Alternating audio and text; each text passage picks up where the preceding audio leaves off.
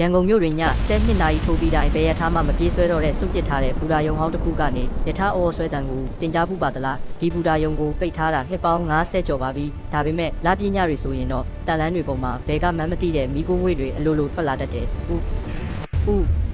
ဆိုတဲ့ရှေးဟောင်းမီးရထားအော်တန်ကြီးကတိတ်ဆိတ်နေတဲ့ညနေတက်ခေါင်မှာပဲ့တင်ထက်လာပြီးမြေကြီးတွေပါတုံခါလာလိမ့်မယ်ရထားဆိုင်လာတဲ့အခါသတိထားကြည့်လိုက်ပါရထားကလူစီးရထားမဟုတ်ပဲတန်ချေးတွေတက်ပြီးရင်းကြီးတွေကတ်နေတဲ့ဒုတိယကမ္ဘာစစ်ခေတ်ကရထားအိုကြီးဖြစ်နေတာကိုတွေ့ရပါလိမ့်မယ်သတင်းပေါက်တွေကိုလှမ်းမှတ်ကြည့်မိပါစေနဲ့အတွင်းထဲမှာထိုင်နေတဲ့ခီးတဲ့တွေကခေါင်းလိုက်ဆိုင်ကြနေပြီးသူတို့ရဲ့အသားရည်တွေကမီးလောင်ထားသလိုမဲတူးနေကြတယ်ရထားပေါ်ကနေဆင်းလာတာကတော့ခေါင်းမပါတဲ့လက်မှတ်စစ်တစ်ယောက်ပါ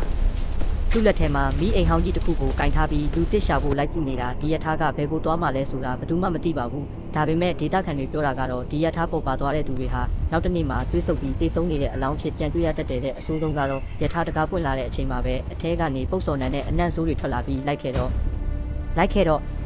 ဆိုတဲ့အတန်တွေကြားရလိမ့်မယ်မင်းရဲ့ခြေထောက်တွေကမင်းသဘောမပါပဲရထားပေါ်တက်ဖို့ရှေ့ကိုလှမ်းမိနေလိမ့်မယ်အဲ့ဒီအချိန်မှာမင်းစိတ်ကိုမင်းထိန်ချုပ်နိုင်ပါမလားရထားထွက်ခွာဖို့အော်ဆွဲလိုက်တဲ့အချိန်မှာသတင်းပေါက်ကနေမင်းကိုဝိုင်းကြည့်နေတဲ့မျက်လုံးပေါင်းများစွာကိုမင်းမြင်လိုက်ရတာဟာမင်းရဲ့နောက်ဆုံးမြင်ကွင်းဖြစ်သွားနိုင်တယ်ဒါကြောင့်ညနေတန်းခေါင်မှာရထားအော်တန်ကြားရင်ဘူတာယုံဘက်ကိုဘယ်တော့မှချိန်မဦးလဲပါနဲ့တကောင်ရန်ရထားကခီးတဲ့အစ်စ်လိုချင်နေတော့မို့လို့ပါဗီဒီယိုလေးကိုကြိုက်နှင့်